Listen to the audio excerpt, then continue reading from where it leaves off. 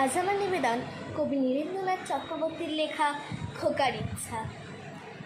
উঠতে বসতে বাবা হাঁকেন, বলবো তোকে কি আর, হতেই হবে তোকে দেশের মস্ত ইঞ্জিনিয়ার। মা শুনে খোকা তুই আমার কথারা, ডাক্তারিতেই হয় যেন তোর দেশ জোড়া নামটা। জেঠু বলেন, কি হবে তুই? আমি সেটা জানি, তুই হবি এক নোবেল জয়ী বিখ্যাত বিজ্ঞানী।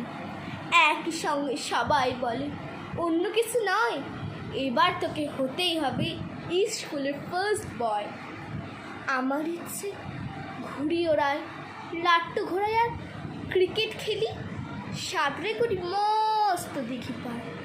কিন্তু সেসব করতে গেলে সবাই আসে তেরে, সবাই বলে মন্দে পাড়ায়, এক্ষুনি সব ছেড়ে।